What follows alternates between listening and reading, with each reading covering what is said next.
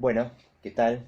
Vamos a comenzar a trabajar en torno a la unidad 3 del programa que lleva por título El cogito cartesiano y el sujeto de la ciencia. Tienen ustedes ahí ya desde el título mismo de esta unidad la idea de que la lectura que vamos a hacer, siguiendo la lectura de Lacan, implica cierta relación entre el cogito cartesiano y el sujeto de la ciencia. La lectura de Lacan respecto de Descartes, respecto de las meditaciones metafísicas, no va a ser una lectura filosófica, sino que va a encontrar en el cogito algo que la filosofía, toda la tradición filosófica que se desprende de Descartes había descuidado, no había leído, y que tiene que ver con esto que Lacan va a llamar el sujeto de la ciencia y que va a homologar, va a plantear como idéntico al sujeto del inconsciente, al sujeto freudiano, es decir, al sujeto del psicoanálisis. En este video en particular vamos a trabajar en torno a dos textos, dos comentarios de la obra de Descartes, en particular dos comentarios sobre las meditaciones metafísicas y sobre el discurso del método. Ustedes saben que el discurso del método condensa, ¿sí? En ese escrito de Descartes lo que en las meditaciones metafísicas había desarrollado de manera más extensa. Pero son dos textos que están en correspondencia uno con el otro.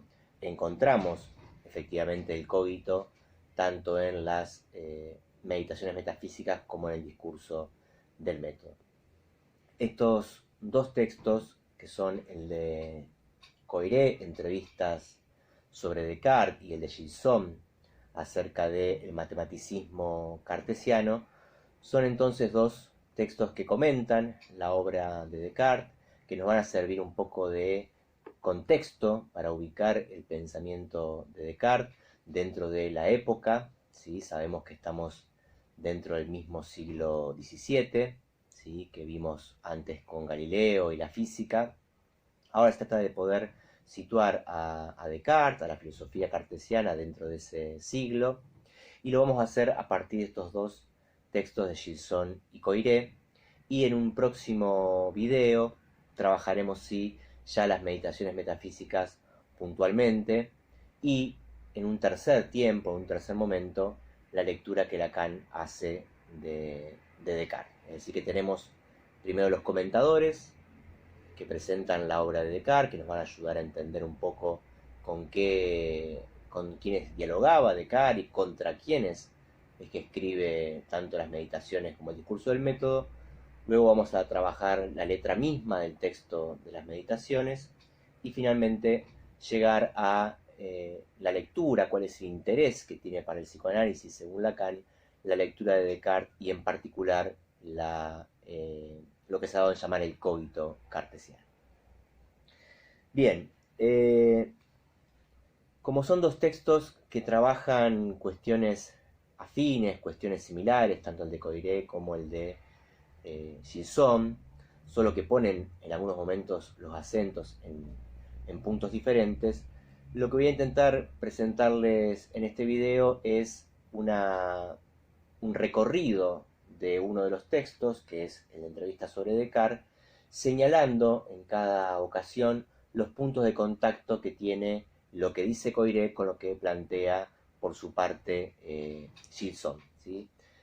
Conviene, digo en estos dos textos en particular, hacer una lectura cruzada, hacer una lectura de correspondencias entre lo que va desarrollando Coiré y lo que va desarrollando Gilson.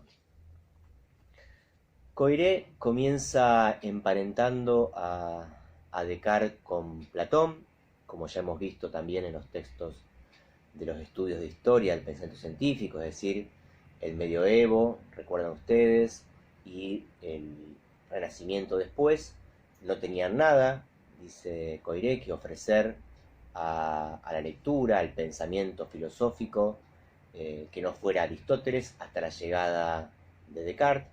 Descartes es en ese punto asimilable para Coiré a Platón, y plantea acá una idea bastante similar, bastante próxima a esa, diciendo que tal vez no haya hoy en día pensamiento filosófico más actual que el de Descartes, como no sea el pensamiento de Platón.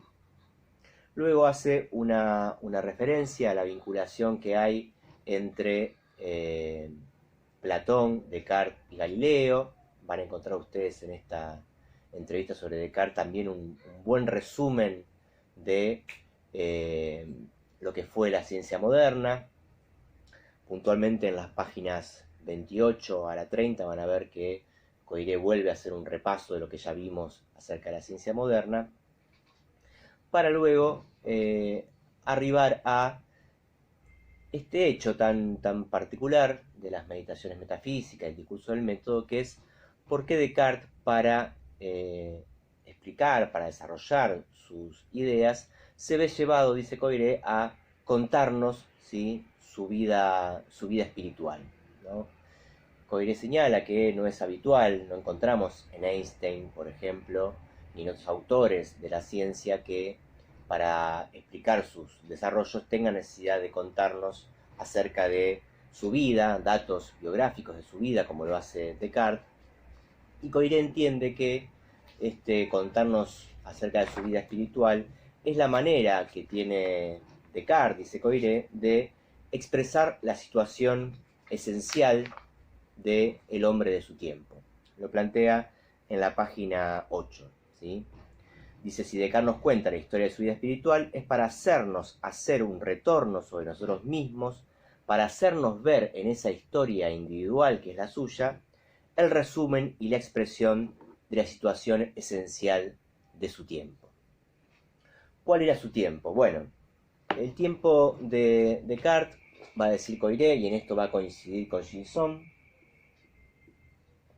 el tiempo que habitó Descartes, es decir, el siglo XVII, era un tiempo gobernado no solo por el pensamiento aristotélico, como vimos en los otros videos, sino que estaba empezando a finales del siglo XVI y principios del siglo XVII a ser reinante lo que se conoció como el escepticismo.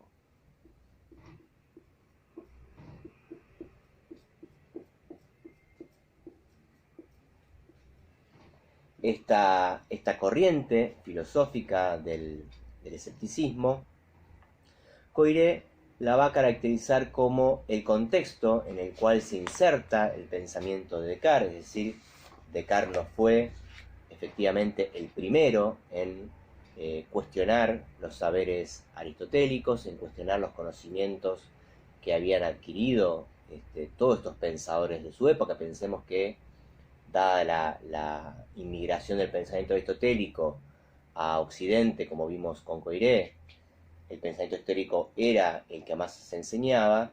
Todos estos autores, Montaigne, que es un gran representante del escepticismo, Agripa, Sánchez y el propio Descartes, se habían formado filosóficamente en esa escuela de pensamiento, y que no fue Descartes el primero en plantear la duda, en cuestionar esos conocimientos, sino que ya eso estaba en el espíritu de la época, ya estaba en el clima de la época en el que había un escepticismo reinante.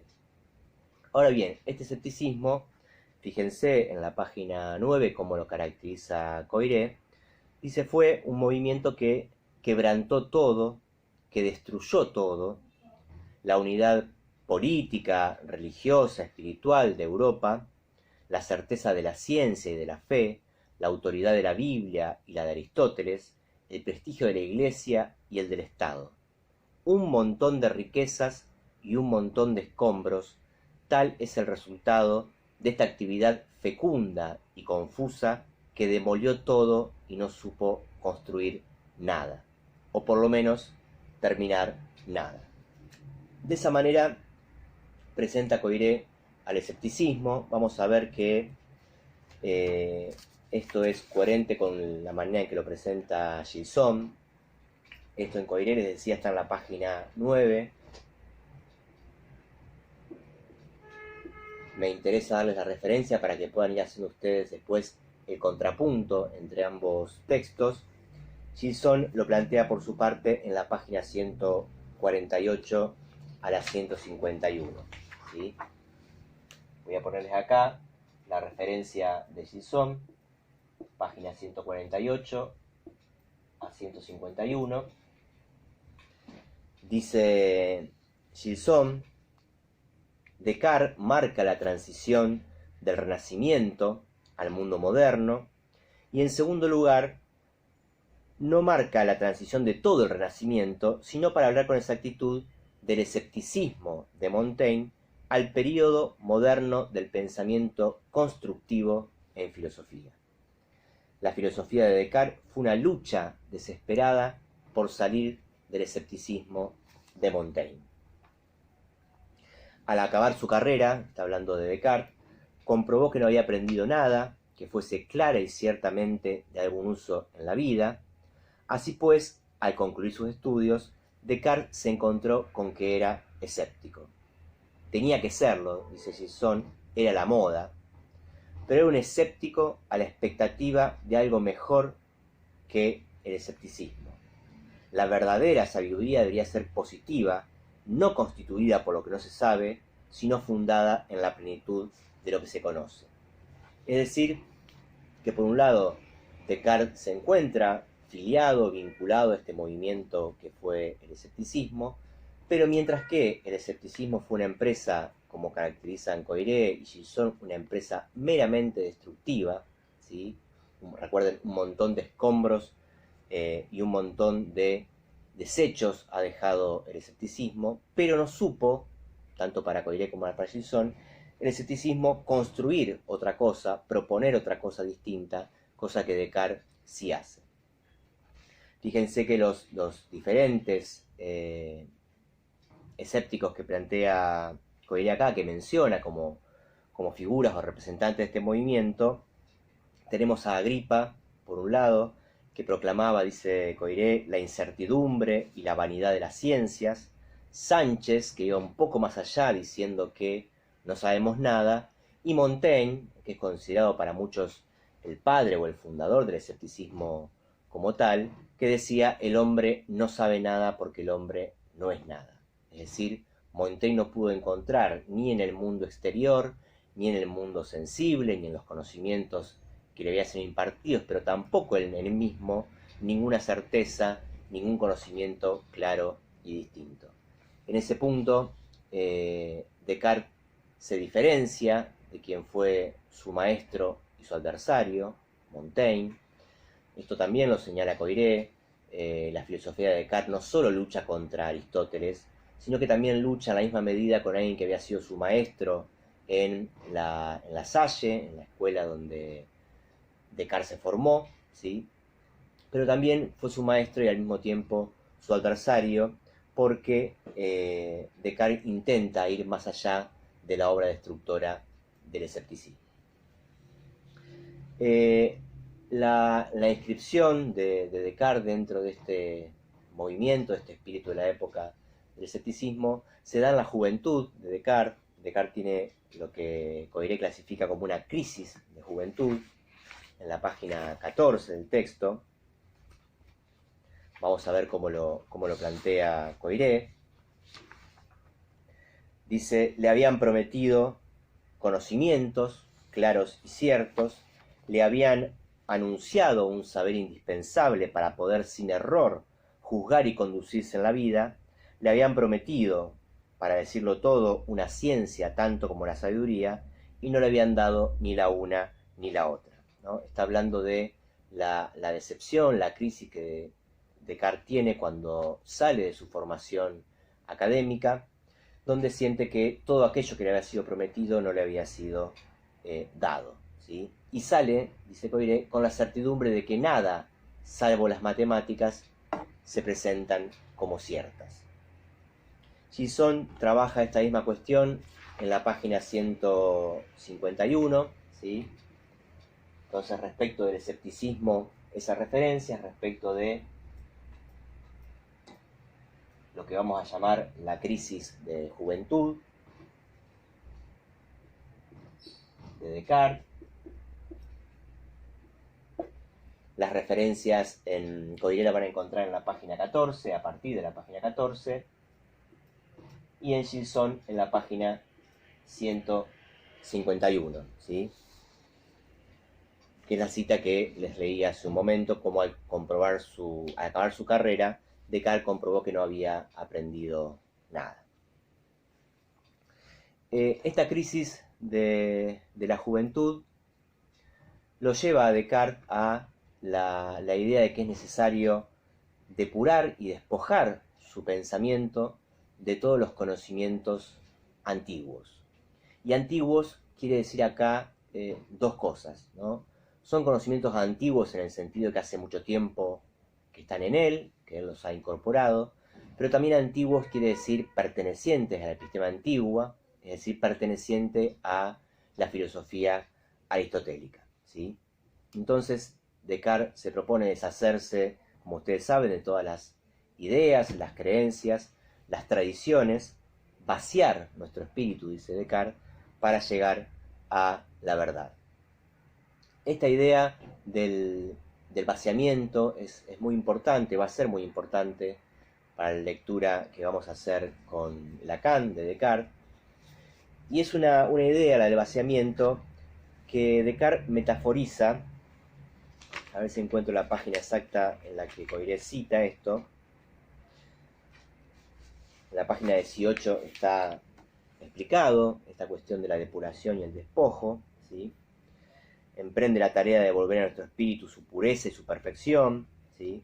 Depurarlo de todas las escorias que lo estorban, etc. En la página 20, ¿sí?, está esta afirmación fuerte de Descartes de que hay que deshacerse de todas las ideas, de todas las creencias recibidas, es decir, liberarse de todas las tradiciones, de todas las autoridades, si se quiere encontrar alguna vez la pureza nativa de nuestra razón, llegar a la certeza de la verdad. Y usa, para ejemplificar este procedimiento, una metáfora que es la de la cesta de la manzana.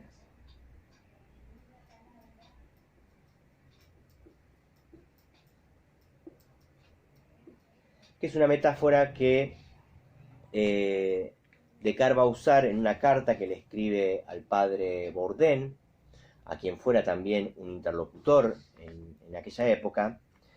Dice Descartes, esto es una cita que hace Coiré de esa carta: no hay más que una manera de salir de esto, vaciar nuestro espíritu completamente.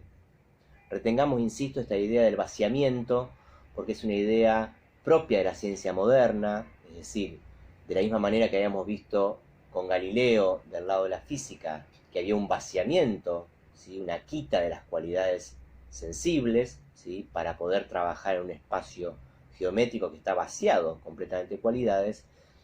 Descartes hace lo mismo a nivel filosófico con su espíritu, ¿sí? Dice, es necesario vaciar nuestro espíritu de todas aquellas ideas, creencias, tradiciones que se han mostrado engañosas.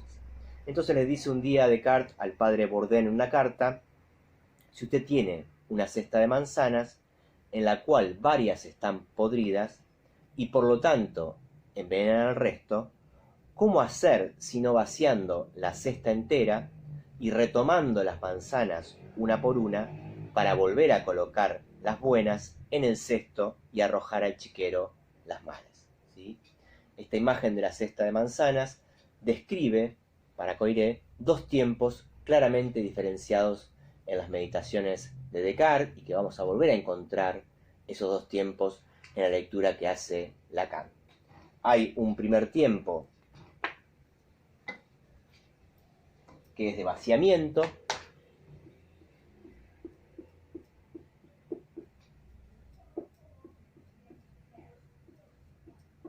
es decir, se asimila para Descartes la cesta de las manzanas a nuestro pensamiento, a nuestro espíritu, ¿sí? Hay que vaciar todos esos conocimientos, esas ideas, esas creencias, ¿sí?, que le han sido inculcadas y que le han demostrado que no sirven para nada. Hay que poder vaciar el espíritu de todo ello, porque es imposible sino distinguir cuáles son las manzanas buenas y cuáles son las manzanas podridas, puesto que las ideas erróneas han contaminado, quizá dice Descartes, también las ideas verdaderas, las ideas que no admiten error. Es preciso entonces vaciar por completo el espíritu para en un segundo tiempo volver a llenar su mente, su pensamiento, su espíritu, volver a llenar luego solamente el espíritu con aquellas ideas que se han demostrado libre de error. Es en este punto que encontramos la manera, el método, ¿sí?, con el que Descartes va a realizar este procedimiento de vaciamiento. Y va a ser efectivamente, como ustedes saben, la duda metódica, el instrumento, la manera en que Descartes va a despejar y despojar su espíritu de todos esos conocimientos.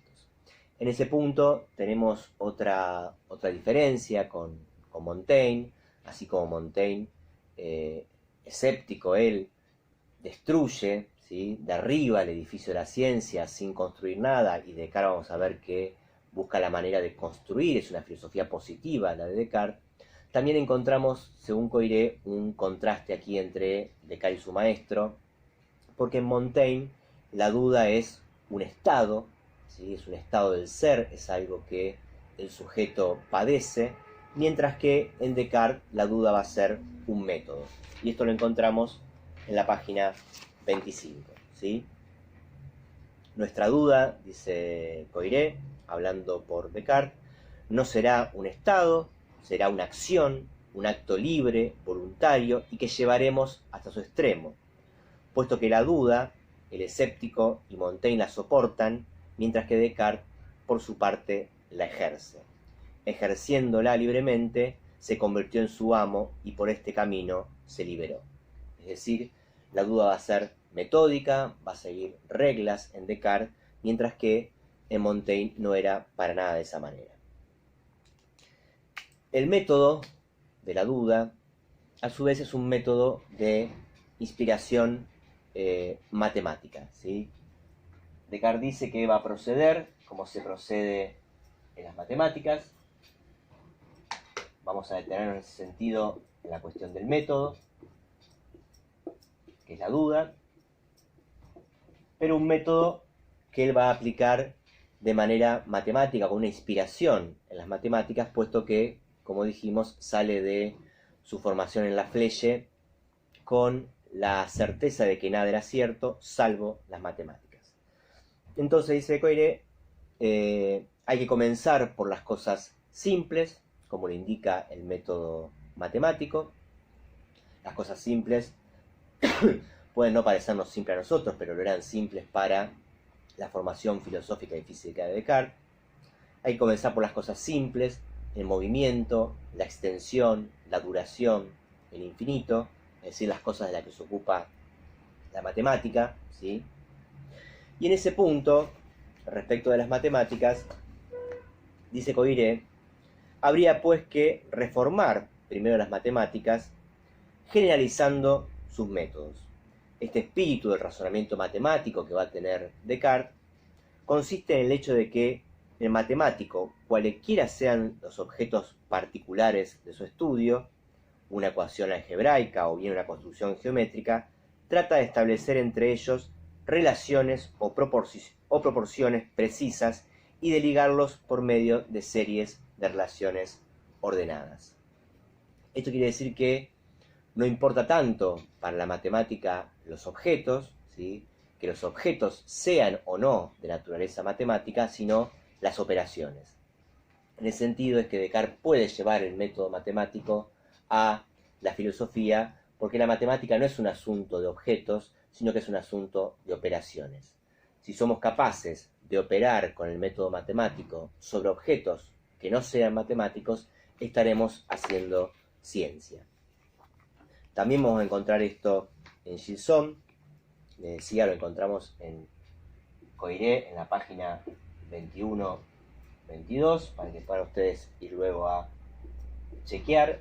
Encontramos esta misma idea desarrollada por Gilson en la 155, 156, y un poco más adelante en la 161, 166.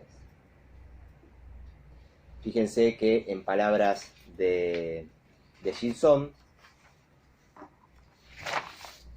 Descartes dijo, dedujo que el conocimiento matemático es el único digno de su nombre.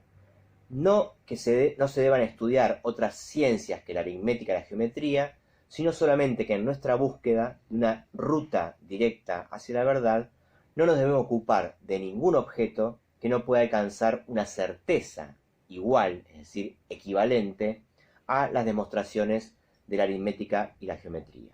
¿Sí? Es verdad que el cogito ergo sum es el primer principio de tal filosofía, pero fue la entrega de su autor a la evidencia matemática lo que lo condujo a él. Si necesitamos una filosofía cuya certeza sea igual a la de las matemáticas, nuestro primer principio habrá de ser, sin duda, el cogito. Bien, van a ver que hay otras referencias a las matemáticas en estas páginas. No quiero leerles ahora todas las citas porque se va a extender mucho y el tiempo que tenemos en los videos es un poco tirano, como siempre. Pero es interesante que ustedes puedan buscar esas referencias en el texto para ver de qué manera Descartes, al igual que Galileo, hace de las matemáticas su horizonte, su ideal, su guía a la hora de plantear la duda como método. Luego, Coiré hace una comparación entre Descartes y San Agustín. Efectivamente, mencionamos, creo, cuando trabajamos Coiré, que en la línea que parte de la antigüedad clásica griega, Platón es traducido en el medioevo, es cristianizado por San Agustín, de la misma manera que Aristóteles lo es Santo Tomás. Entonces, en esa filiación filosófica, Coiré reconoce que, bueno, hay algo de platonismo en San Agustín y que hay algo de San Agustín en Descartes. Sin embargo, dice Coiré, también hay una diferencia entre el pensamiento agustiniano y el pensamiento de Descartes, porque mientras que a San Agustín le basta con conocer a Dios y a su alma, Descartes, dice Coiré, necesita una física. Es decir, la existencia de Dios puede y debe ser probada. Eso lo vamos a encontrar también en las meditaciones metafísicas, sobre todo en la carta que Descartes envía a los decanos de la Iglesia pidiendo su aprobación para la publicación de esas meditaciones. Recuerden ustedes que estamos en un contexto de la Inquisición, que ya había, ¿no?, quemado a Bruno, había enjuiciado a Galileo, quien se tiene que retractar, y Descartes está advertido del peligro que corre con la publicación de su texto, sobre todo por la fuerte crítica que su texto supone a Aristóteles y al pensamiento escolástico. Entonces, cuando Descartes escribe esta carta a los decanos pidiendo su permiso, Descartes se encarga de señalar que para quienes somos creyentes, y él se incluye en esa categoría, la existencia de Dios no requiere demostración alguna, pero este libro va a aportar, ¿sí?, para convencer a los infieles, a los no creyentes, que la existencia de Dios se puede probar, se puede demostrar de manera científica. Dice Coiré en la página 34, caracterizando un poco esta necesidad de Descartes de una física. Dice cómo efectuó Descartes su revolución científica, eliminando de lo real las cualidades, como había hecho Galileo con la física, las formas y las fuerzas, las almas vegetativas, las potencias vitales, etc., de la física medieval, y afirmó en el mundo físico el reino universal del mecanismo. No es claro más que lo matemático, o por lo menos lo matematizable, dice Coiré. Y un poco más adelante, Descartes nos enseña que para conocer bien lo real, nos hace falta primero rehusar todo aporte y toda enseñanza que nos viene desde afuera, el sentido común. Habíamos visto que el sentido común era una categoría central en el pensamiento aristotélico, en la física aristotélica. He ahí el enemigo, y excluir de lo real todo lo que comúnmente nos parece formar parte de él, el color, el calor e incluso la dureza y el peso. Para conocer lo real nos hace falta comenzar por cerrar los ojos, taparnos los oídos, renunciar al tacto, ¿sí? vamos a ver que efectivamente Descartes comienza sus meditaciones metafísicas por ahí, comienza dudando de los sentidos, de lo que viene del exterior, pero va incluso más allá, porque en determinado momento de las meditaciones, la duda, el método de la duda, que había comenzado por las matemáticas y había tomado su modelo de las matemáticas, va a englobar también a las matemáticas, ¿sí? Vamos a ver de qué manera Descartes se las ingenia para poner en duda incluso las matemáticas a partir de esta hipótesis, dice Coiré, casi maniquea, es decir, un poco forzada, ¿sí? La hipótesis del genio maligno, que es la que le va a permitir finalmente llegar al cogito. Bien, esto por ahora. Hay una referencia más de Gilson que debo tener por acá, a la relación entre San Agustín y Descartes, en la 170. No quería dejar de mencionárselas, entre la 169 y la 170, para que vayan también ahí a poner el acento en esa comparación entre Descartes y el pensamiento agustiniano.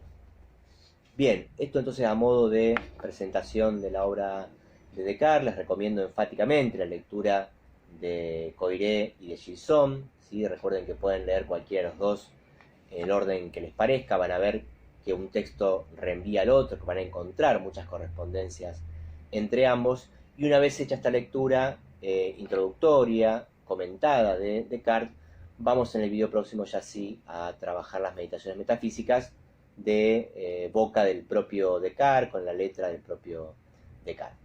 Bueno, les dejo un gran saludo, espero que anden bien.